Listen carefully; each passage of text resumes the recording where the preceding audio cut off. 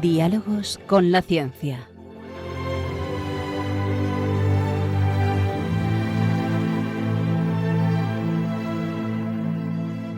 Dirigido por Javier Ángel Ramírez.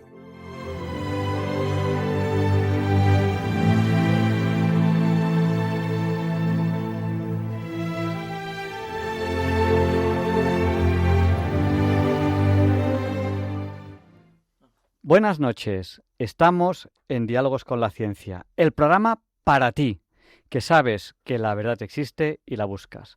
En Radio María, gracias a Dios, todos los viernes en sus 2 primeras horas.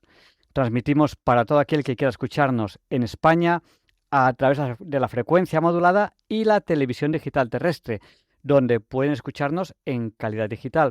Piensen en esta opción si viajan a algún lugar y no conocen la frecuencia de Radio María. Y si van a cualquier lugar del mundo, fuera de España, nos pueden escuchar también.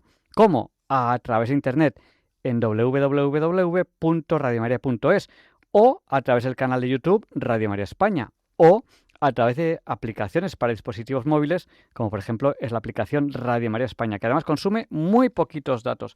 Hoy tengo aquí a unos amigos que son Iván, Héctor, Jonathan y Marcos, que nos van a acompañar a lo largo del programa y nos van a ayudar con el programa.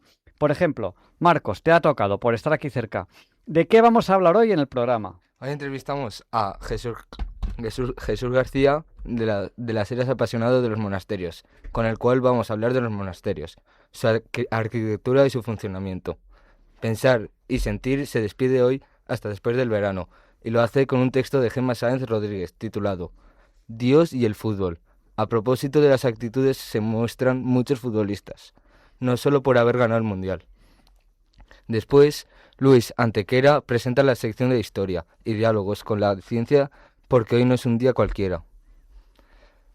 A continuación, el profe José Manuel Amaya presenta la sección de Curiosidades Científicas. Y ya está. Y con eso tenemos ya todo el programa, ¿no? No sé si nos queda algo.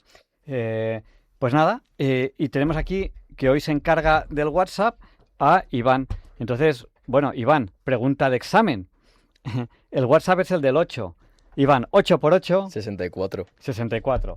Pues nuestro WhatsApp es cojan papel, cojan bolígrafo, 64 9 8 8 8 8 7 1. Se lo repetimos por si no tenían a mano papel o bolígrafo, 64 9 8 8 8 8 7 1.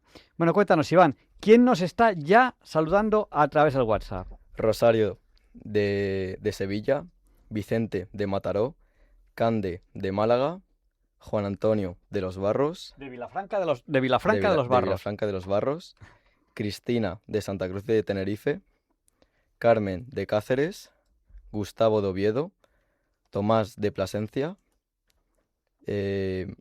Inma de Zaragoza, Esther de Siruela, Rosario de Vizcaya, Santiago de Madrid, María de Murcia, Paco de los Navarros y Luesma, Carmen de Santander, Doris de Zaragoza, Antonio de Galapar, Rodrigo de Miranda del Ebro, María de Arroyo de la Luz del Pilar, Francisco de Santander, Bienvenido de Viselca, De Vilaseca. Raúl de Santander, Fernando de Guadalajara, Teresa de Valencia, Rafael del puerto de Santa María, Brian, Mónica, Aaron y Connor, ¿a que sí? Sí, De Londres. de Londres, Es que son gente que ya conozco, que nos escuchan en muchos programas. claro. César de Santa Cruz de Quilche, De Quiche, que eso es en América. Está Santa Cruz de Quiche, si no me equivoco, está... Puede que en Ecuador, no estoy muy seguro.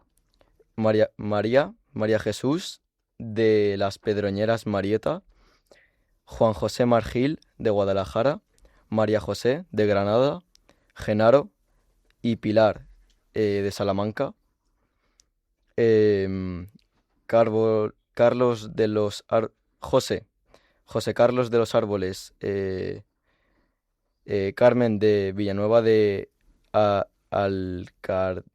Alcardete será. de Toledo, Javier de Vigo, Albert de Cerdañola. Cerdañola, Sí, ya me los conozco. Abrazo Antonio, fuerte, Albert.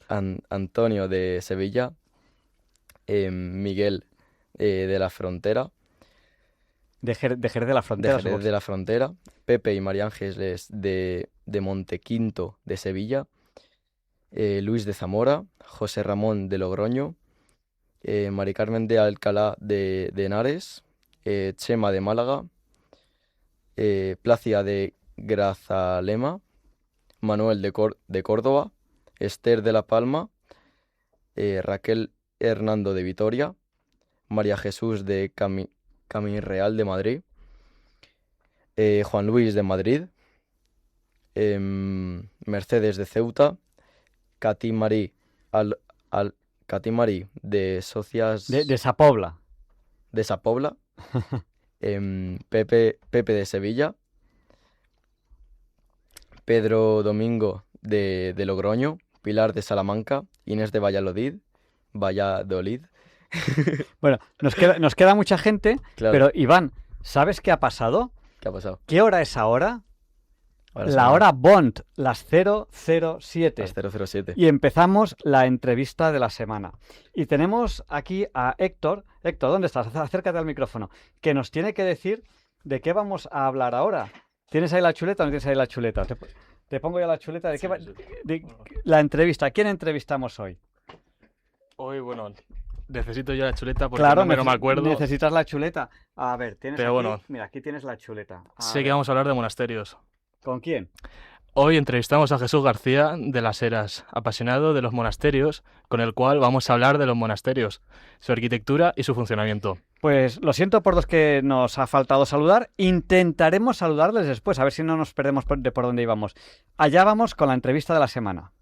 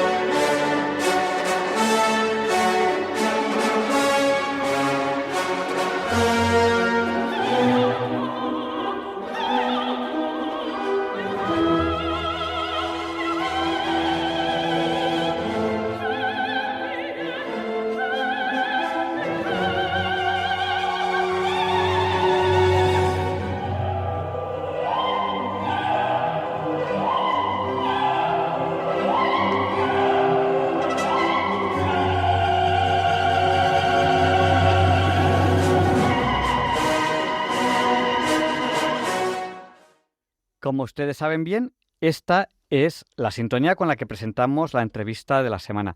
Y hoy tenemos aquí a Jesús García de las Heras. Él nos va a hablar de monasterios españoles. Buenas noches, Jesús. Hola, buenas noches. Bueno, para empezar, yo creo que es una buena manera de empezar. Dinos dónde estás. Pues mira, estoy en uno de los maravillosos monasterios de Castilla y León, en el monasterio de Caleruega, ahora mismo en unas jornadas, y bueno, repitiendo estas jornadas varios años con varios amigos de mi ciudad y de mi parroquia, en un sitio emblemático, cuna de Santo Domingo de Guzmán. Uh-huh. Bueno, interesantísimo. Vamos a ver, tú eres un apasionado de los monasterios, has escrito mucho sobre monasterios y cuéntanos un poco para que nos hagamos la idea. ¿Cómo es que te da a ti por los monasterios? Y luego, ¿cuántos has visitado? ¿Sobre cuántos has escrito? ¿Qué arquitecturas has visto? Es que tenemos tantas cosas que preguntarte porque, claro, aquí en Radio María hay un programa específico sobre monasterios en el cual estoy completamente seguro que has participado. Pero bueno, ¿por dónde empezamos? ¿Cómo es que te ha dado por los monasterios? Pues mira, empezamos por la génesis prácticamente. Yo nací y me crié al lado de un monasterio muy bonito que está en el centro de España, concretamente en Chinchón. En Chinchón hay un monasterio del siglo XVI, monasterio de las Clarisas, y jugaba de pequeño en la puerta, caminaba por allí bastantes veces, paseaba, y mi inquietud desde pequeño me preguntaba, tenía la curiosidad de cómo viven, qué hacen, a qué se dedican las personas intramuros dentro de los monasterios. Entonces, todo esto pues lo he tenido a lo largo de mi vida dentro de mí, y una vez que me prejubilé hace ya 8 años, camino de 9, en 2018, pues empecé a visitar monasterios. Y al mismo tiempo, pues que empecé a visitarlos, pues pensé, voy a llevar la historia escrita. Y al mismo tiempo voy a hacer fotos donde me dejen. Y voy a intentar hacer y publicar un libro, que hace 4 años salió el libro. Entonces he visitado para el libro más de 150 monasterios y actualmente llevo ya casi 200 monasterios visitados. He recorrido unos 20.000 kilómetros, ya más, de 9 autonomías. Por ejemplo, te digo, de Asturias he visitado 5, de Cantabria 1, de Castilla y León 53, que es la segunda región que más monasterios tiene de España después de Andalucía. Castilla-La Mancha 32, Extremadura 20, Galicia 3, Madrid 23, Rioja 4 y Valencia 1, lo cual hace el número de 142 monasterios. 125 masculinos, un exclaustrado, el monasterio de Tentudía al sur de Badajoz, y 16 masculinos. Eso es la cantidad de monasterios. Aparte visitaron muchos más, como Claro. te acabo de decir, evidentemente. O sea, nos hablas de 200, Sí. no todos en España, o no, o sea, Sí, bueno, la mayoría en España, todos, pero no todos en todos. España. Es que ten en cuenta que España prácticamente es el país de los monasterios. En España tenemos más de 1.000 monasterios. Lo que pasa que actualmente vivos, digamos, con órdenes religiosas, habrá cerca de 700 ahora mismo. Y se están cerrando muchísimos. En lo que va del siglo XXI, creo que han cerrado ya cerca o más de 300 monasterios. ¿Por qué los cierran? Pues mira, porque las personas que están dentro ya se hacen mayores. Cuando empecé yo a estudiar el tema la media estaba en 75 años y prácticamente está ya en los 80 o algo más. Y entonces, claro, hay falta de vocaciones y se van cerrando. Son muy mayores ya las personas que están dentro de ellos, ¿no? Queríamos hablar contigo de arquitectura monacal, arquitectura de los monasterios y de su funcionamiento, que yo entiendo que son temas que están los dos muy ligados. O sea, la arquitectura, por un lado, está el que tiene que ser útil y por otro lado está la belleza, las dos cosas, ¿no? Sí. Es que te puedo decir que belleza de monasterios hay por todos los lugares de España. Partiendo del centro de España hacia donde vayas, norte, sur, este, oeste, te encuentras siempre con verdaderas joyas de monasterios. Arquitecturas variadas, desde románico, gótico, clasicista, herreriano, como es el famoso monasterio el número 1 del mundo para mí, que es, y para mucha gente, evidentemente para muchos, el monasterio de San Lorenzo del Escorial. Como sabes, es prácticamente el mayor del mundo, cerca de 200 metros de fachada, 2.000 y pico habitaciones, ventanas inmensas, es monasterio, es colegio, es biblioteca, tiene también el Panteón Real, en fin, es multitud de cosas. Obra de nuestro monarca, de los más grandes que ha existido en este país, Felipe II, que lo empezó en 1563 conmemorando la batalla de San Quintín y lo terminó en 1981. Aunque realmente él vivió 8 o 9 años en él, vivió muy poco, ¿sabes? Porque murió en 1598. Pues Héctor te va a hacer una pregunta. Sí, hola, buenas. Yo quería preguntarte cuál es el monasterio, o sea, el cual te parezca más bonito, ya sea por estética, por donde esté situado, no sé. Sí. Pues mira, es que esta pregunta me la hacen siempre que hago algunas charlas, algunas entrevistas, porque es la típica, ¿no? Y realmente puedo decirte que, claro, yo tengo bastantes monasterios como favoritos, como maravillosos. Por ejemplo, el que lleva la portada de mi libro, que es un claustro románico, el monasterio de San Andrés de Arroyo, que está cerca de Aguilar de Campoo, cerca del románico Valentino, y es para mí de los claustros más bellos que hay en España y en Europa, diría yo. Entonces hay muchos monasterios bonitos, preciosos, maravillosos, joyas. tenemos en Burgos, por ejemplo, la famosa Cartuja. Luego tenemos también el famoso monasterio donde está creado por el Alfonso VIII y Leonor Plantagenet, las Huergas de Burgos. Otro monasterio que le llaman también el Escorial burgalés, San Pedro de Cardeña, a 11 kilómetros de Burgos, donde vivió el Cid de joven. En fin, es que hay muchos monasterios que me encantan. En Madrid tenemos varias joyas, por ejemplo, las Descalzas Reales, en el centro de Madrid, al lado de la Puerta del Sol, como sabéis. Es que no me puedo decantar por uno, tengo que decir bastantes, ¿sabes? Pues mira, en Galicia, por ejemplo, está el monasterio de Oseira, que le llaman el Escorial gallego también, con 3 claustros de diferentes estilos. Hay muchos, por muchos sitios, ¿sabes? pues estos chicos que viajan barato, pues van a ir a la búsqueda del eclipse. Entonces, Jonathan, cuéntanos, ¿por qué... bueno, no, era Héctor, ¿no? ¿Por qué zonas vais a estar? Y os va a recomendar algún monasterio, Sí. porque Héctor a lo mejor se quiere meter en un monasterio ahí de monje. Lo dudo, porque le encanta viajar. ¿Por qué zonas vais a buscar el eclipse? ¿Por qué zonas le vais a perseguir? Pues nada, la idea sería pues eso, empezar desde Valencia tal y iremos hasta Lisboa. Y ya de Lisboa iremos subiendo Porto tal, haremos un recorrido por toda la península. Y ya al llegar hasta Galicia, pues la idea es bajar cruzando toda como la parte central de la península por León, Valladolid, Segovia. Y ahí os pillará el eclipse, más o menos por Sí, esa zona. Madre más mía. o menos. Son viajeros, ¿eh? Mira, claro, hay un monasterio, precisamente, perdona, que está en Teruel, que también ese no lo tengo yo en el libro, que se llama el Monasterio de la Oliva, que está a 4 kilómetros de un pueblito pequeño, que está prácticamente en el campo. Ahí hacen jornadas para todos los años, en diferentes épocas, para avistar estrellas, ¿sabes? Ese sería, por ejemplo, un buen lugar para ver a lo mejor el eclipse. Y por aquí, por el centro de España, pues tienes unos cuantos. Yo también os recomendaré después algún monasterio con hospederías para alojaros en ellos, ¿no? Y que no son muy caros, y bueno, y se está muy a gusto en ellos.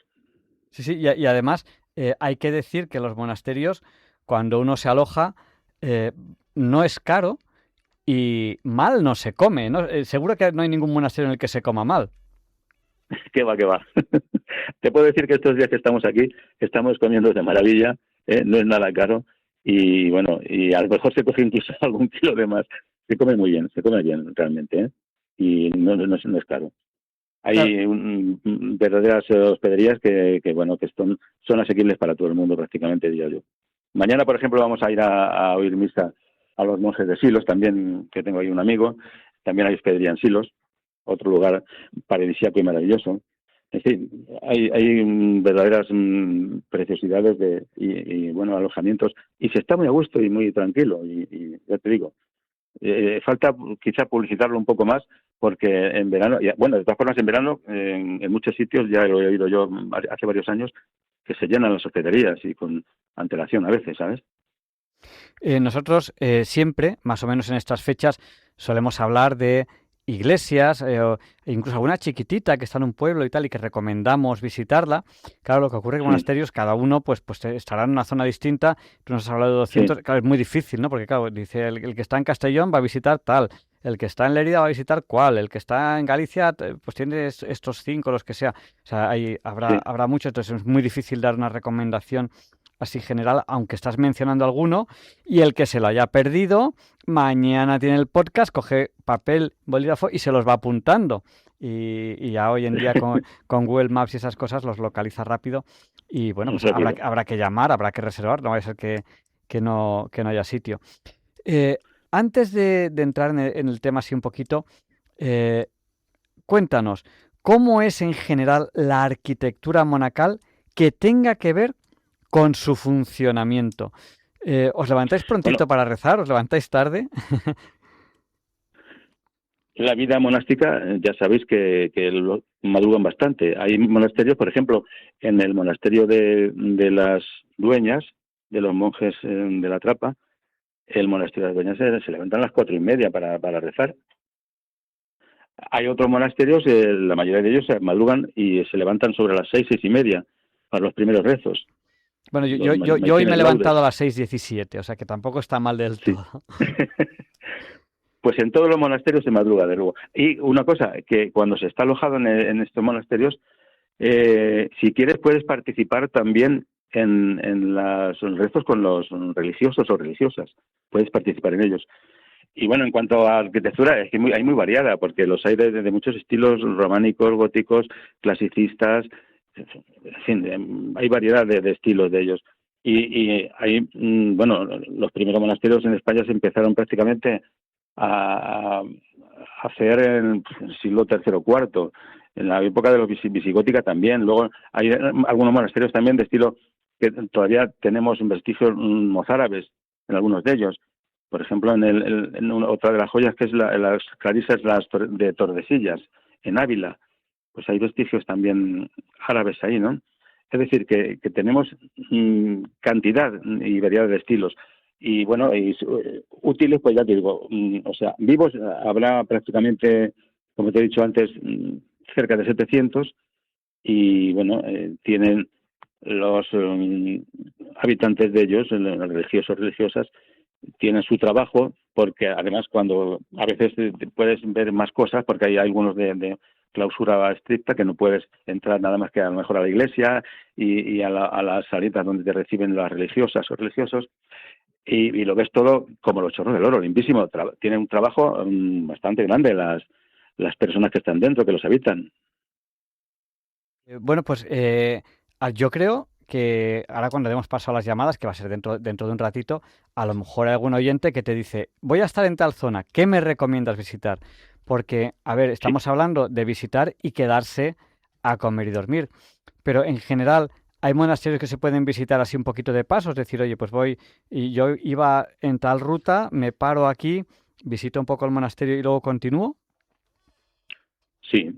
Mira, donde estoy yo ahora mismo, precisamente yo estoy en el monasterio que tiene una hospedería con más de 40 habitaciones, que precisamente hoy han venido aquí cantidad de personas de un seminario de Getafe, de Madrid, chavales del seminario. Uh-huh. Aquí nos hemos juntado hoy, pues prácticamente cerca de 60 personas. Uh-huh. Tienen bastantes habitaciones. Este es de los grandes. El de los dominicos, porque también es del siglo XX. Este es un monasterio más moderno, que está pegado al monasterio de las monjas, de las dominicas, que ya es del siglo XVI, es más antiguo. Pues bueno, ya te digo, esta hospedería está muy a gusto aquí. Y lo que te decía, al hilo de la pregunta, en efecto, tú vienes por aquí de paso y puedes enlazar desde Aranda de Duero, Caleruega, que puedes visitar los dos monasterios, el masculino y el femenino. Aquí hay una oficina turística dentro de del masculino, porque es que están pegados los dos, las monjas y los frailes. Entonces, aquí puedes visitar dos monasterios de una tacada. Y a 21 kilómetros tienes el monasterio, la joya también de Castilla, que es el monasterio de Silos. Uh-huh. Es decir, y luego más a la izquierda, otros 25 kilómetros, tienes Lerma, sales otra vez a la carretera de Burgos. Y 8 kilómetros más arriba tienes otra joya, que es Villamayor de los Montes, con un claustro también del siglo XII, maravilloso, parecido también al que tienen aquí las dominicas y al de la portada en mi libro de San Andrés de Arroyo. Y luego ya te metes en Burgos y no te digo lo que hay. En fin, por todos los sitios donde vayas yo puedo sí, aconsejar monasterios, en efecto, para visitarlos. Y algunos para quedaros a pernoctar perfectamente. Bueno, pues yo creo que nos hemos hecho una idea, y lo que podemos hacer, si te parece bien, es abrir el micrófono a los oyentes, porque a lo mejor alguno nos dice, oye, pues yo voy a estar por tal sitio, ¿qué me recomiendas? O alguno dice, oye, pues no lo sé, yo nunca me había planteado ir a un monasterio, ¿tú me plantearías ir muchos días para empezar o pocos días? No sé, a ver qué nos cuentan. Entonces, pues nuestro número de teléfono, tenemos ya una llamada, aún no hemos dado el número de teléfono, que no cuelgue la llamada que tenemos porque le vamos a dar paso ahora mismo. Nuestro número de teléfono, ¿cuál es? ¿Quién quiere decirlo? ¿Quién quiere decir el número de teléfono? Que está aquí en esa pantallita. ¿Cuál es nuestro número de teléfono? No, el de abajo. Sí, venga, Jonathan. Vale, el número es 91 005 9419. Bueno, nosotros decimos 91 005 9419 para decirlo siempre igual, así la gente se queda con ello. Pues ya tenemos una primera llamada que nos ha entrado aquí y nos ha llamado a este teléfono. Nos ha llamado al 91 005 9419. Buenas noches, ¿con quién estamos hablando? Buenas noches, don Javier. Buenas noches. Soy Pilar de Salamanca. díganos, el micrófono es suyo, le pedimos brevedad porque ya tenemos saturada la centralita de llamadas. Vale, pues solamente le voy a decir a don Jesús que el sábado, este sábado no, para el que viene voy a tener una boda de mi sobrina que es en el monasterio de Pollo. ¿Me podía dar unas características de ese monasterio? Pues- Y si puedo participar también con los monjes en las oraciones y tal, solamente era eso.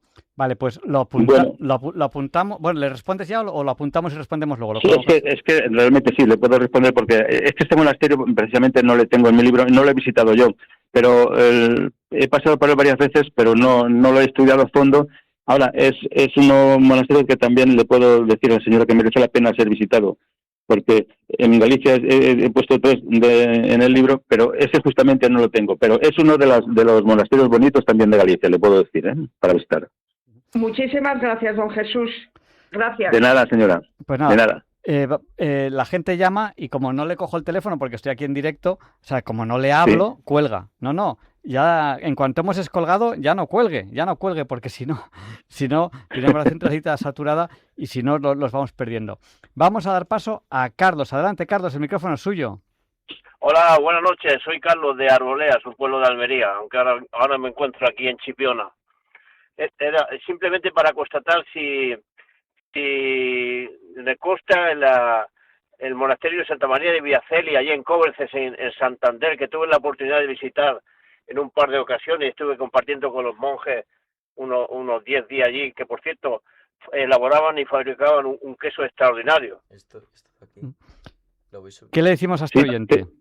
Tengo oído, sí, mire, señor, ese monasterio le tengo yo en cartera para visitarle cuanto suba por Cantabria, porque es una maravilla también ese monasterio. Sí, tiene razón de hacer unos quesos maravillosos, he oído.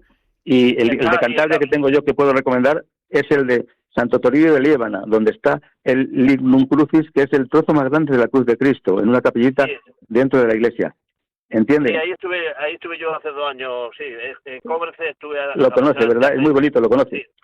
Sí. Sí, aunque yo soy de Almería, pero por esa zona está yo en un par de ocasiones. Es muy recomendable este monasterio de Villacelli porque está a pie de mar, ahí en Cóbreces, en los acantilados. Es una maravilla, una maravilla. Y muy señor, se lo ratifico. He visto muchas fotos. Y muy desconocido, muy desconocido. Pues sí, en efecto. Muchas gracias. Buenas noches. Buenas noches, señor. Nos ha llamado también al 91-005-9419 María Blanca. Adelante, María Blanca, el micrófono es suyo. Hola, buenas noches a todos.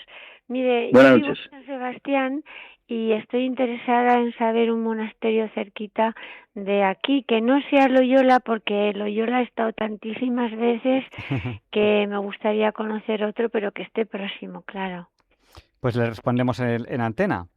Muchas gracias. Es que, mire, señora, del País Vasco es que no me he dado tiempo a hacer visitas para mi objetivo, que era publicar el libro hace 4 años, y pero tengo pendiente ir por Euskadi, por todo Euskadi, para visitar monasterios también. Ahora, si se desplaza un poquito más a la izquierda, pues ya se mete metiéndose ya en Asturias o Cantabria. En Asturias hay otro monasterio que es una joya que le puedo recomendar perfectamente, que es el monasterio prerrománico asturiano, que está en el Valle de Dios, el monasterio de Valdedios se llama. Ahora mismo creo que lo enseñan turísticamente, pero ya no hay órdenes religiosas. Yo estuve también alojado allí hace unos años cuando estaban las Carmelitas Samaritanas del Corazón de Jesús, y es una joya de monasterio también ese. Entonces siento, señora, decirle que de su zona pues no he visitado todavía monasterios, me queda pendiente de visitar. Bueno, pues no hay que parar. No hay que parar, no. Decimos a los oyentes que no cuelguen, porque nos llaman, nosotros les descolgamos, pero como estamos hablando en ese momento, no podemos decir cómo se llama usted, y entonces se piensan que nos lo hemos cogido y cuelgan. Claro. Y vamos a dar paso, que nos ha llamado al 91-005-9419, a Gloria. Adelante, Gloria, el micrófono es suyo. Sí, muchas gracias. Buenas noches. Hola, Gloria, buenas noches. Pues mira, yo te hablo del monasterio de San Miguel de las Dueñas, en la provincia de León, al lado de Ponferrada. Es un monasterio muy antiguo, que lo montó doña Urraca. y también se puede ir a pasar allí unos días de descanso y tiene una iglesia preciosa. Sí.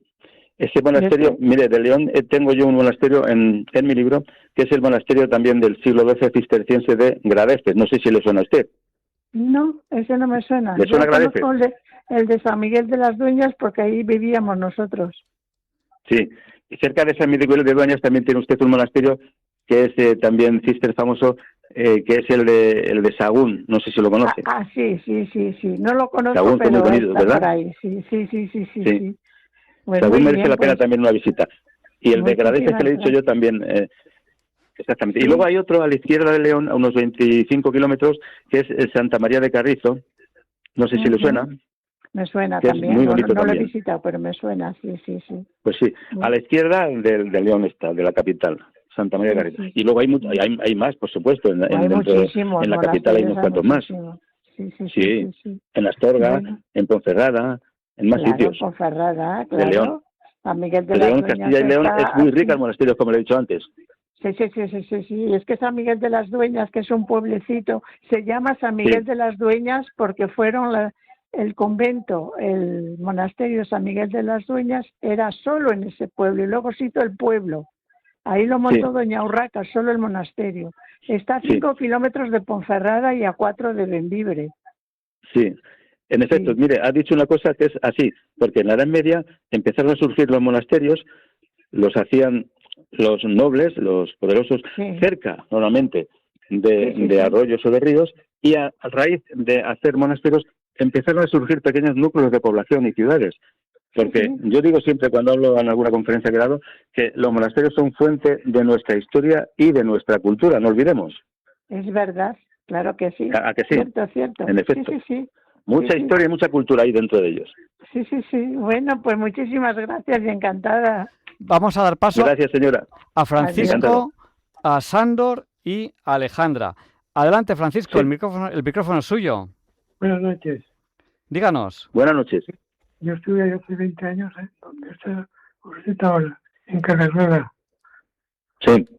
Hice amistad con el padre prior, el padre prior que ha fallecido hace unos años. Sí, ha fallecido, hace poco, uno de ellos. Y estuvimos en Sirros, que está a 21 kilómetros, a oír los cantados los padres de Sirros. Me gustaría... ¿Cómo? No digo, perdone. ¿Qué ha dicho? Estuvimos en Sirros un día con el prior a ver cantar los padres de Sirros. Francisco, vamos dando paso a más llamadas, si le parece bien. Estupendo. Muchísimas gracias, señor. Muchas gracias. Muchas gracias por llamar. Y vamos a dar paso a Sándor. Sándor, que tienes tarjeta platino. Estás ahí con Balduino, Ruth, Teresa y Marta. Estás muy bien acompañado. Sí. Cuéntanos. ¿Qué monasterio habéis estado? ¿En qué monasterio? Pues eso es lo que los oyentes están diciendo. Están llamando, qué monasterio han estado y tal. Tú estás en la Costa Brava. Ahora nos dirán qué monasterios podéis visitar cerca de la Costa Brava, ¿vale? Vale. Buenas noches. Nos vemos mañana o pasado mañana. Vale. Nos vemos pronto. Hasta pronto. Bueno, ¿qué le decimos a Sándor? ¿Qué monasterio puede ver cerca de la Costa Brava? Bueno, en Cataluña he visitado pocos, pero tengo pendiente una ruta que es una maravilla, la ruta del Cister, que no está lejos de la Costa Brava y del mar, porque es el monasterio de Poblet, el monasterio de Valbona de las Monjas y Santa Creus. Y luego subes más arriba y ya te encuentras con Montserrat. Esa ruta, por ejemplo, es maravillosa. Los demás monasterios más cercanos a la Costa Brava es que todavía no he llegado a ellos, ¿sabes? Pero esta ruta del Cister catalán son 3 joyas con el justo y el último que te he dicho, el de Montserrat, que merecen la pena ser visitados. En Poblet están enterrados prácticamente, creo, los reyes de Aragón, por ejemplo. Sí, además es tremendamente famoso el monasterio de Poblet. En Cataluña es muy famoso. Muy famoso. Pues vamos a dar paso, si no me equivoco, porque tengo aquí un poco de lío en la centralita ahora mismo, a Alejandra, creo que es Alejandra. Buenas noches, Alejandra, el micrófono es suyo. Hola, buenas noches. Buenas noches. Buenas noches. Pues mira, yo soy de Valencia y quería saber si me podríais recomendar monasterios de la Comunidad Valenciana para visitarlos. Gracias, Alejandra. Te respondemos por la radio. Gracias. Sí, ahí Alejandra me pilla un poco porque es que de la Comunidad Valenciana no me ha dado tiempo a visitar todavía, lo tengo pendiente y lo más cercano que tengo de Valencia, bueno, en Alicante tengo uno en el libro que es el monasterio que está justamente en San Juan, en el pueblo de San Juan, cerca hay un monasterio que están las canónigas regulares lateranenses y es el único que conozco y que tengo en mi libro de la Comunidad Valenciana. Lo siento, pero no puedo darle más información. No pasa nada, muchas gracias. Pues vamos a Pero dar si paso. viene por aquí por Castilla hay unos cuantos muy bonitos, como le he dicho. Pues tenemos en la cola a Susana y a Chus. Adelante, Susana, el micrófono es suyo. Gracias por habernos llamado al 91 005 9419. Buenas noches, y le quería decir que algunas veces escucho yo el programa de monasterios y conventos, que está muy bien, de Leticia Casán. Leticia Casán, sí. Programazo de los que tenemos aquí en Radio María, un súper programa. Es un programazo que lo suelo ver, no sé si, lo suelo escuchar, no sé si es cada 15 días, los lunes por la mañana. Y habla con la sexta, y luego le quería preguntar qué diferencia hay entre monasterio y convento, y si no les parece que esto de las hospederías, que bueno, yo he estado en varias, pero que como que les interrumpe un poco a los que están, a los monjes o a las monjas, como que la vida como que les falta intimidad cuando va tanta gente y eso. Bueno, gracias, muy amable por todo, gracias. Susana, has dicho, a usted, Susana. Sí, has dicho que veo el programa tal, y es que cuando escuchas el programa de monasterios, a veces casi los ves con lo que te cuentan en la radio. Sí, precisamente en el mes de septiembre voy a hablar yo con Leticia Casán de algún monasterio. Pues nada, pues ya lo tengo hablado con ella. Sí, en septiembre haré alguna alusión a algún monasterio allí. En efecto, mire, monasterio y convento es prácticamente lo mismo, lo que pasa que los monasterios son de vida, digamos, más contemplativa, y los conventos son más de vida activa. La mayoría de los monasterios que son prácticamente de clausura, pues tienen, lógicamente, aparte de su trabajo, como he dicho, pues sus rezos, y bueno, ahí no se les interrumpe. Yo diría que no se les interrumpe a los religiosos o religiosas en sus horas lectivas, porque en algunos casos les dejan participar con ellos, y yo he participado, de hecho, en algunos, porque, por ejemplo, es una maravilla oír cantar las vísperas en el monasterio de San Pelayo de Oviedo, de 7 a 7 y media de la tarde, o la hora nona a las 3 de la tarde a los monjes de la Abadía de Dueñas, o rezar el rosario en el monasterio de las Esclavas del Santísimo Sacramento en Cuenca, a la entrada de la plaza de Cuenca, que están las Madres Blancas de Cuenca. Es decir, hay estas series, y por ejemplo, como mañana voy a abrir yo a las 9 de la mañana a los monjes de Silos en la misa en gregoriano, esto te transporta a otras épocas, te lo digo por experiencia, ¿sabes? Y a los oyentes también les recomiendo que, si pueden oír estas rezos en algún monasterio, que lo hagan, porque merece la pena, mucho, muy mucho. Pues nos ha llamado también al 91 005 9419 Chus. Adelante, Chus, el micrófono es suyo. Sí, hola, buenas noches. Buenas noches, Chus. Quería solo comentaros que estuve el año pasado en La Trapa, en la profesión solemne del hijo de una amiga, y bueno, aparte que el monasterio es una preciosidad, fue una ceremonia tan bonita, con unos cánticos, bueno, es que me estoy oyendo doble. Perdón. Claro, tiene que apagar la radio, eso es importante. Claro, espera, que la quito. Claro. Ahora ya sí, perdón. Y eso, que fue una ceremonia, bueno, emocionante, preciosa, y nunca había ido a una profesión solemne. Entonces, bueno, de verdad que muy emocionada. Bueno, sus padres y su hermana, no os lo imagináis. Y luego que ahí está la tumba de San Rafael Arnaiz. También. Exactamente, es lo que le iba a decir. En una capillita está la tumba del primer santo del siglo XX, San Rafael Arnaiz, y es una delicia oír, yo como oí a las 3 de la tarde, la hora nona, a los monjes cantar al órgano. Eso es una pasada, como usted ha dicho, es una maravilla. Una maravilla. Pues nada, Sí. muchas gracias por el programa. A usted, señora, buenas noches. Gracias, Chus, y buenas noches. Nos ha llamado también al 91 005 9419 Nerea. Adelante, Nerea, el micrófono es suyo. Hola, mira, que veníamos en la radio escuchando lo de los monasterios y nos entró curiosidad por monasterios en Ourense. Sí, ¿vais en coche? ¿A que sí? Sí, vamos en coche, venimos de un concierto. Bueno, pues nada, ¿habéis disfrutado del concierto? Sí, nos lo hemos pasado muy bien. Pues me alegra un montón que nos escuchéis y que hayáis disfrutado del concierto. Abrazo fuerte, id con cuidado, conduciendo, claro. Pues nada, ¿qué le decimos a Nerea? Nos ha dicho monasterios Pues de mira, Ourense, ¿no? de Ourense, pues mira, a 30 kilómetros yo lo visité, el monasterio este tan bonito que también hay ahí, con un pequeño museo, que es el monasterio de las Clarisas de Allariz. Está a unos 25 o 30 kilómetros de Ourense, al sur, y es también muy bonito, merece la pena ser visitado. Solamente con ver ya la iglesia y su pequeño museo, pues merece la pena, de verdad, en Ourense, este. Nerea, buen viaje, abrazo fuerte. Muchas gracias. Y De nada. bueno, pues ¿a quién estamos entrevistando? ¿Quién nos lo recuerda? ¿A quién estamos entrevistando? Que lo tenemos ahí para que la gente se acuerde. A ver, ¿a quién estamos entrevistando? ¿Cómo se llama su entrevistado? A Jesús García de las Heras. Jesús García de las Heras, que él es un amante de los monasterios. Jesús, vamos ya a terminar la entrevista, porque ya sabes que el tiempo en la radio pasa volando. Lo que ocurre al final, los programas en directo salen como salen. Yo quería pincharte un poco más para que nos hablases del funcionamiento, de la arquitectura y todo eso, pero al final los programas salen como salen. Seguimos teniendo llamadas, pero es que... Venga, voy a dar paso a una última y después de esta llamada nos haces un resumen un poco de todo lo que hemos hablado, si te parece bien. Sí, venga, vale, perfecto. Buenas noches, ¿con quién estamos hablando? ¿Hola? Me llamo Blanca, no sé si soy yo. Eres Blanca y Vale, eres tú. sí. Adelante. Vale, pues tenía curiosidad porque me ha despertado mucho la curiosidad en lo que han contado.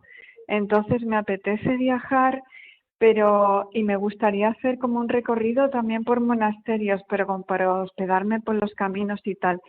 Y no sé muy bien en qué plataforma, por ejemplo, se podría encontrar, si hay una web como para visitar monasterios para quedarse unos días y verlos y todo esto, o si cualquier persona se puede quedar o necesita tener algunos requisitos para poder quedarse allí, porque nunca me he hospedado en un monasterio y me llama la atención lo que estáis contando, me parece muy interesante, aparte de por el arte, de la arquitectura, del entorno, me parece muy interesante como para vivirlo.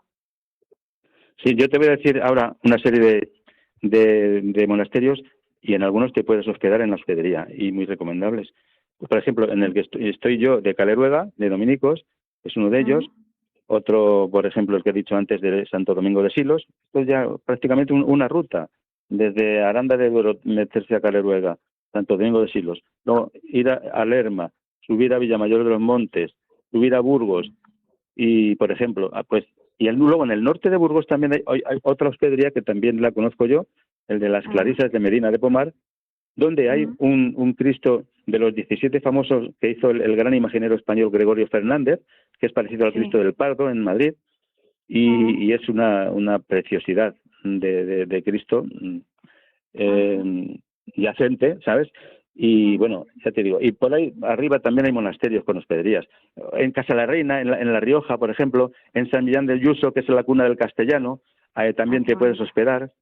El monasterio de Yuso, que es otra de las joyas, cuna del castellano, donde están las glosas emilianenses, las primeras palabras en castellano y en vascuence, y con los cantorales, los libros tan grandes que hay allí, la biblioteca que tienen, otra joya, ¿sabes?, en La Rioja. Y luego más arriba también tienes la abadía de Cañas, cisterciense, también antigua. Luego tienes también más arriba otro monasterio, el de Santa María la Real de Nájera, donde están enterrados los reyes de Navarra. Es decir, si es que vayas por donde vayas de España, puedes visitar monasterios que son en muchos casos desconocidos. Y tenemos verdaderas joyas que yo me estoy empeñando desde hace ya 4 años que salió mi libro, en darlos a conocer, porque hay mucha gente que no los conoce. Y bueno, y cada vez que puedo, y cuando esto, pues en televisión, donde sea, yo quiero seguir hablando de monasterios y seguir visitando monasterios hasta que me vaya yo también de este mundo, porque es mi gran pasión, como he dicho. ¿Entiendes? Nada, Blanca, Pero Hay muchos monasterios, Maja, para visitar. Blanca, tenemos que pasar a la siguiente llamada. Tengo una breve duda. Venga. ¿Hay que llamar uno Blanca. por uno o hay alguna web que englobe como para verlos todos? Es que no, mira, si tú cuando vayas a un sitio yo te recomiendo una cosa, que en todo caso te informes si hay por allí cerca algún monasterio y entrando en Google simplemente con que el monasterio que tú quieras visitar o ir a hablar con las monjas, o si es de clausura que hablas por lo menos que te enseñen la iglesia, coges su teléfono y las llamas, porque yo las he llamado así cientos de veces a las monjas. Bien. He hablado con muchas y te pueden abrir los monasterios para ver lo que pueden enseñar. Los de clausura no mucho, pero por lo menos la iglesia te la enseñan. Y en algunos casos, como te he dicho, que hay hospedería, pues a la hospedería, a dormir y a estar, porque se está muy a gusto y muy bien. Muchas gracias, Blanca. Blanca, Muchísimas gracias. 5 de agosto, tu santo, que nevó en Roma y por eso es la Virgen de las Nieves, y Blanca, el 5 de agosto. Tenemos una llamada más que no me acuerdo cómo me ha dicho que era su nombre, porque además le oía con un poquito de ruido, le he dicho apaga la radio. ¿Con quién hablamos? Vamos a ver, soy Félix Rodríguez Aluso y le hablo desde Benavente, Zamora. Pues Félix, le voy a pedir brevedad, porque tenemos que terminar ya la entrevista. Díganos, el micrófono es Muy suyo. rápido le digo, le hablo del monasterio de Osera, en Pontevedra. Es el entorno fenomenal. Y luego Oseira, dice. Para comer, Osera. El pan, Oseira, el queso, bebidas que hacen ellos y todo eso, extraordinario. Y luego para ver en Benavente tenemos dos, una de clausura y otro de los cistercienses que hacen unas pastas exquisitas. Siempre que sale de visita, no tienen pensión. Los tengo Pero pendientes de Osera visitar los sí. dos de Benavente, sí señor. En los Sí, que señor. he vivido, he estado allí, es fenomenal. Por supuesto, son unos exquisitos, extraordinarios. El padre Damián, que ahora era el director, ya falleció, pero hay un hermano que se llama Luis, que pinta de maravilla. Me pintó a mí en una madera de hace un montón de cuando la guerra. Y tienen una biblioteca exquisita. Félix, Pero tenemos que exquisita. terminar. Tenemos que terminar, que no nos queda tiempo, que el tiempo de la radio pasa volando. Abrazo fuerte. Gracias, Félix. Perdón. Que tenemos que terminar la llamada porque el tiempo en la radio pasa volando y tenemos que seguir. Gracias. Vale, ya, no se preocupe, muy agradecido. Ya. Gracias por llamar. Buenas noches. Pues Muchas gracias. estamos entrevistando a Jesús García de las Heras y con él estamos hablando de monasterios. Tenemos que terminar ya. Jesús, ¿cómo acabamos la entrevista? ¿Cómo podemos resumir? Pues mira, muy sencillo. Yo sigo recomendando a la gente, a las personas que no conocen, que vayan a visitar monasterios, a conocerlos, a conocer el patrimonio que tenemos tan maravilloso, fuente de cultura, fuente de historia, hospederías, y bueno, no dejar. Y por toda España está lleno de monasterios. Ir a verlos, por favor, que merece la pena. Y yo seguiré también investigando todavía y visitándolos porque es mi pasión, como digo. Pues muchísimas gracias. ¿Algo más quieres? Nada más, muchísimas gracias. Y Jesús, un abrazo fuerte. Muchas Reza gracias. por nosotros ya que estás en el monasterio. De acuerdo. Muchas gracias. Buenas noches. Buenas noches, muchas gracias. Y la semana que viene tenemos programazo que vamos a hablar de 3 supereclipses, porque la semana que viene es el programa anterior al supereclipse de sol que vamos a tener el 12 de agosto. No se pierdan el programa de la semana que viene. Prepárense ya porque va a ser uno de los grandes programas de Diálogos con la Ciencia. Bueno, Jonathan, ¿y qué sección viene ahora? Bueno, Pensar y Sentir se despide hoy hasta después del verano y lo hace con un texto de Gemma Sáez Rodríguez titulado Dios y el fútbol, a propósito de las actitudes que muestran muchos futbolistas, no solo por haber ganado el Mundial.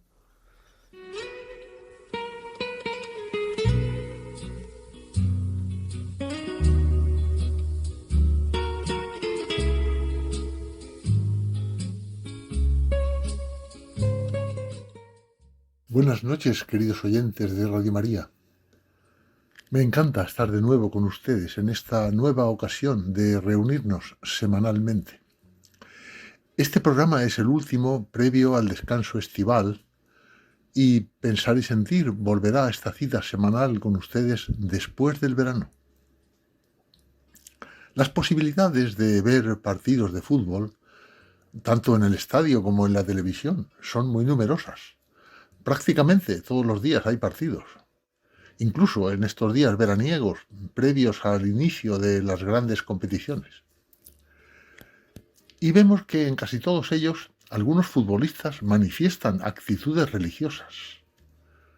Unos se santiguan, otros rezan mirando al cielo, otros dan testimonio público de su fe al ser entrevistados, y con ocasión del último campeonato mundial de fútbol lo hemos visto en mayor medida, especialmente entre los miembros de la selección española, brillante campeona. Con ocasión de ello les voy a leer hoy en Pensar y Sentir un texto escrito por Gemma Sáez Rodríguez, profesora titular del grado en Ciencias de la Actividad Física y el Deporte en la Universidad Francisco de Vitoria, y también directora del grupo de investigación Deporte y Hecho Religioso, y lo ha titulado este escrito Dios y el fútbol. Dice así: España vuelve a celebrar un mundial. Las imágenes de los abrazos, las banderas y la alegría compartida recorren televisiones y redes sociales. Pero entre todas ellas hay un detalle que ha pasado casi desapercibido y que sin embargo dice mucho más de lo que parece. Y es que la naturalidad con la que varios de los protagonistas han hablado de Dios. Algunos jugadores señalaron al cielo, otros dieron gracias ante los micrófonos. El seleccionador, Luis de la Fuente, volvió a expresar públicamente su fe y su agradecimiento. Y curiosamente, eso sigue sorprendiendo. ¿Por qué nos llama todavía la atención que un deportista hable de Dios? Resulta llamativo que hayamos normalizado escuchar a los grandes deportistas hablar de nutrición, de psicología, descanso, gestión emocional o salud mental, pero que la dimensión espiritual siga pareciendo un asunto incómodo, casi privado, como si no pudiera formar parte de la vida de una persona que compite al máximo nivel. Y sin embargo, quizás sea precisamente el deporte uno de los lugares donde con más fuerza afloran las grandes preguntas del ser humano. El deporte no es solo rendimiento, es también incertidumbre, es aprender a convivir con el límite, con la lesión, con el fracaso, con la presión y con la espera. Es descubrir que el talento por sí solo nunca basta, que hay victorias que llegan después de años de esfuerzo silencioso y derrotas que no siempre encuentran una explicación. En ese escenario, tarde o temprano, surgen preguntas que van mucho más allá del marcador. La fe no es un amuleto. La fe no aparece porque se gane un mundial. Aparece porque el deporte pone continuamente al ser humano frente a aquello que lo supera. Conviene aclararlo. Ningún creyente serio piensa que Dios decide quién marca un gol o quién levanta una copa.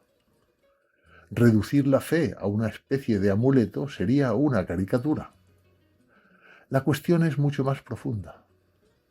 La fe no cambia el resultado de un partido, cambia la manera de vivirlo. Permite afrontar la derrota sin desesperar y el éxito sin creerse el centro del mundo. Quizá por ello resulta tan significativo que en medio de la celebración algunos deportistas hayan preferido dar gracias antes que atribuirse todo el mérito. La gratitud revela algo profundamente humano, porque quien agradece reconoce que detrás de cualquier logro hay mucho más que esfuerzo individual. Hay una familia, unos entrenadores, unos compañeros, unas oportunidades recibidas. Y para quien cree, también está la presencia de Dios acompañando el camino. Además, existe otra consecuencia de la que apenas se habla. Cuando una persona sabe que su valor no depende exclusivamente del resultado, compite con mayor libertad. Si la propia identidad se juega únicamente en ganar o perder, cada partido se convierte en una sentencia.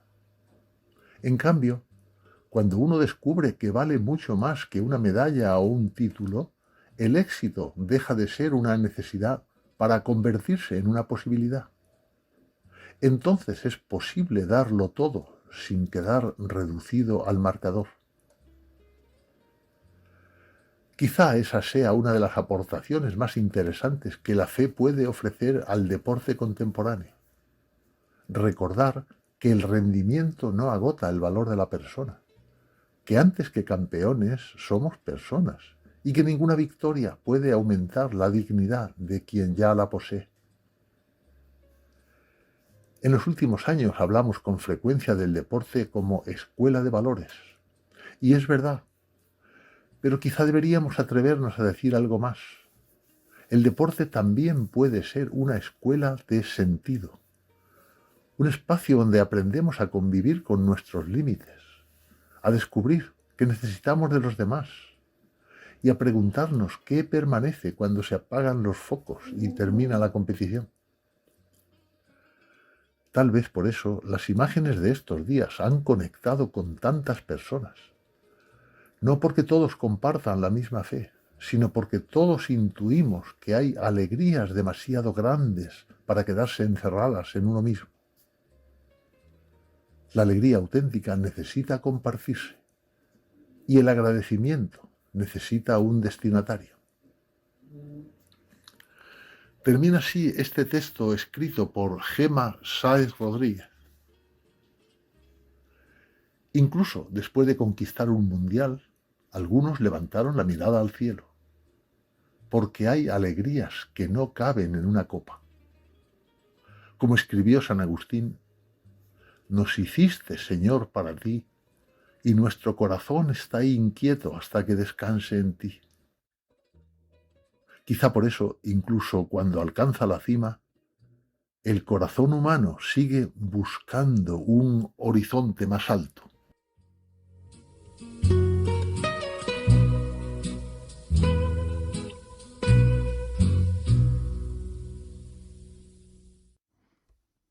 A continuación, Luis Antequera presenta la sección de Historia y Diálogos con la Ciencia, porque hoy no es un día cualquiera. It's a lovely day today, and whatever you've got to do, I'd be so happy to be doing it with you. But if you've got something that must be done, and it can only be done by one, there is nothing more to say, except it's a lovely day for saying it's a lovely day.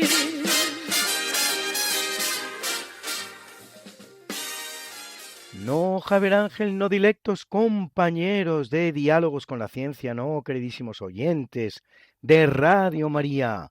Claro que no es un día cualquiera, ningún día es un día cualquiera, y este 31 de julio que nos disponemos a comenzar ahora mismo, tampoco, pues en el año 432, apenas terminado el concilio de Éfeso, tercero de los 21 considerados ecuménicos por la Iglesia Católica, es elegido Sixto Colonna, más conocido como San Sixto III, 44º Papa de la Iglesia Católica, que lo es 8 años, los que van de 432 a 440, durante los cuales construye la maravillosa Basílica Romana de Santa María la Mayor, primera dedicada por los cristianos al culto de María, y hoy día, por cierto, bajo el patronazgo del rey de España, recubierta su techumbre con el primer oro llegado de América a Europa, regalo de los Reyes Católicos al Papa, también español, Alejandro VI, en la que, por cierto, se ha hecho enterrar el Papa Francisco.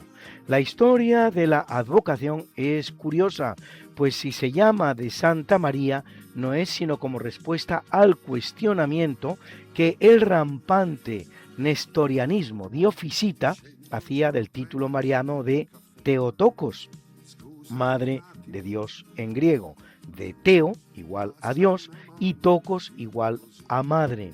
Pues al sostener que Jesús tenía dos naturalezas, la divina y la humana, defendía también que María solo era madre del hombre, pero no del Dios. Combate Sixto III también la herejía pelagiana. es santo de la Iglesia Católica.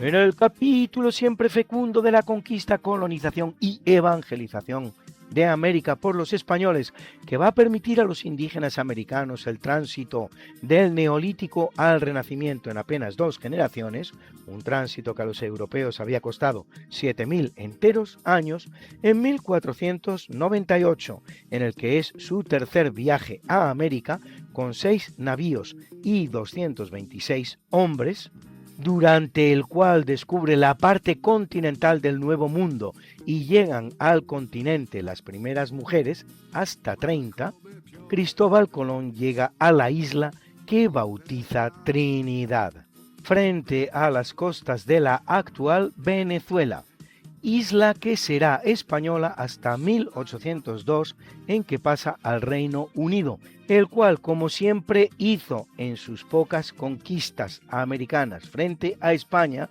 de lo cual es buen ejemplo Jamaica, pobló la isla de esclavos africanos para el monocultivo del azúcar.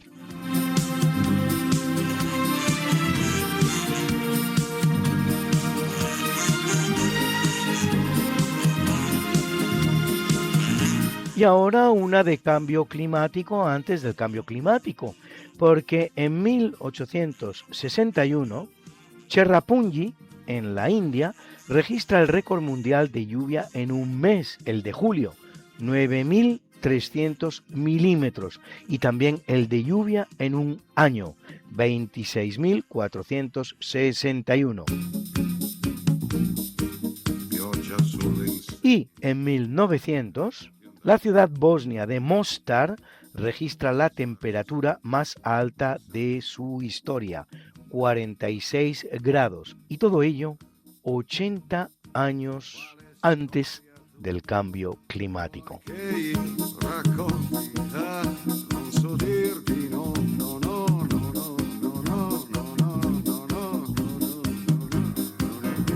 Corriendo el año de 1914, la Caribbean Petroleum Company, subsidiaria de la Royal Dutch Shell, Real Concha Holandesa, traducido al español, culmina la perforación del Zumaque 1, primer pozo petrolífero de Venezuela. Al día de hoy, Venezuela, que pasa por momentos tan difíciles, es el país que tiene las mayores reservas probadas de petróleo del mundo. Además, un petróleo de gran calidad, un país que lo que son las consecuencias de la corrupción vive hoy en la pobreza extrema. Scendo giù a prendermi un caffè, scusami un attimo, pasa una mano. En 1932, las elecciones para elegir el Reichstag alemán o Parlamento dan al Partido Nacional Socialista de Adolf Hitler la victoria, aunque muy limitada, 230 escaños sobre 608. El 5 de marzo del siguiente año, unas nuevas elecciones sí le brindarán una victoria holgada que permitirá a Hitler hacerse con el poder, demostrando así fehacientemente que la democracia puede ser utilizada para construir la más totalitaria de las dictaduras, en este caso una de las más crueles que vieran los siglos, y en consecuencia que la democracia no consiste solo en votar cada 4 años.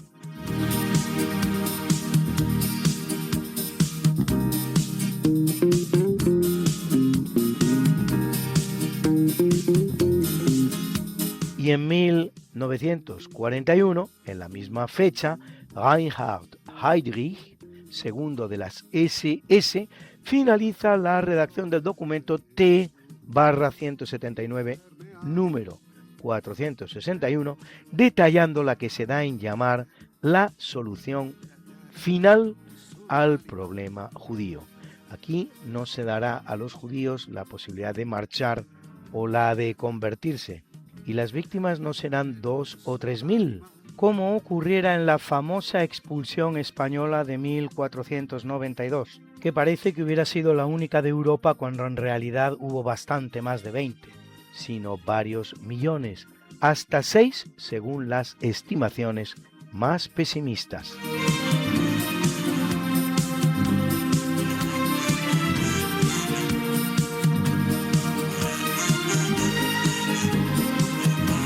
Y es un día importante en la conquista del espacio, van a ver ustedes, porque en 1964, antes de impactar en el mar de las nubes, la sonda lunar norteamericana Ranger 7 toma las primeras fotos de calidad de la Luna.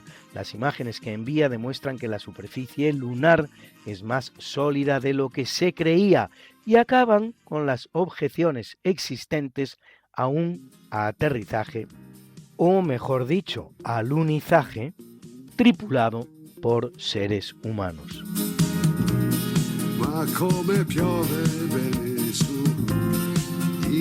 En 1971, y por primera vez, se utiliza un vehículo de 4 ruedas para transportar personas fuera de la Tierra. Es el rover Luna, alimentado por baterías que usan los astronautas del Apolo 15, James B. Ewing y David Scott.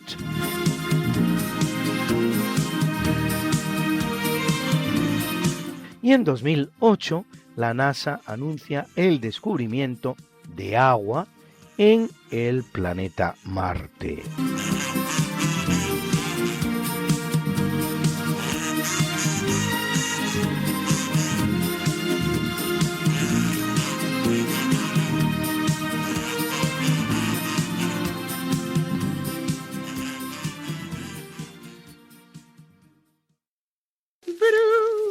Bruna, nació María y está en la cuna, nació de día, tendrá fortuna, bordará la madre su vestido largo y entrará a la fiesta con un traje blanco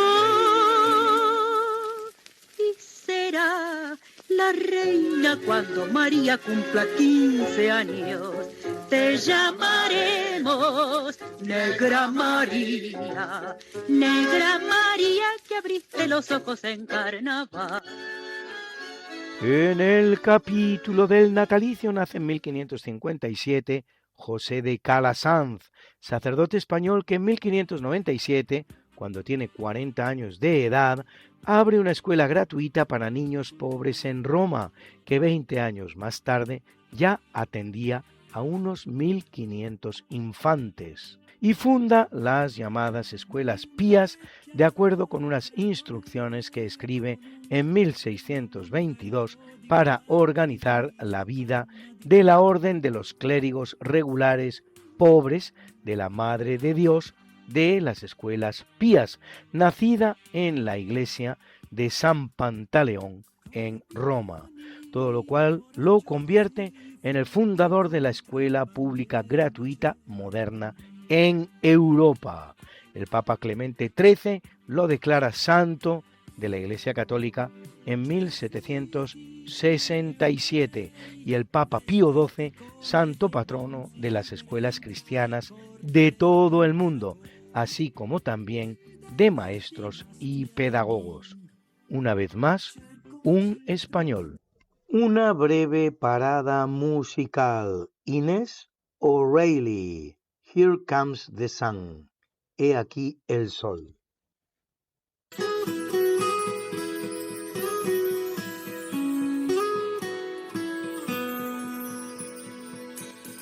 Here comes the sun.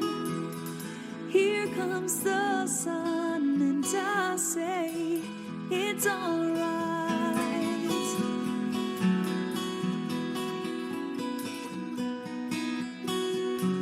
Little darling, it's been a long, cold, lonely winter. Little darling, it feels like years since it's been here. Here comes the sun, do-do-do-do. Here comes the sun, and I say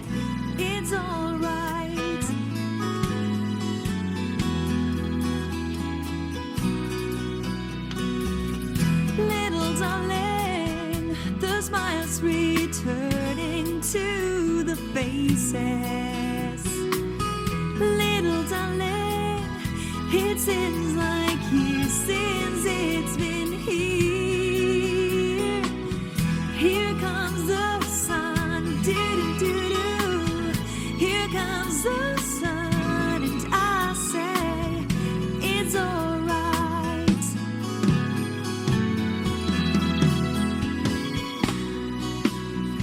Sun, sun, sun, here it comes, here it comes.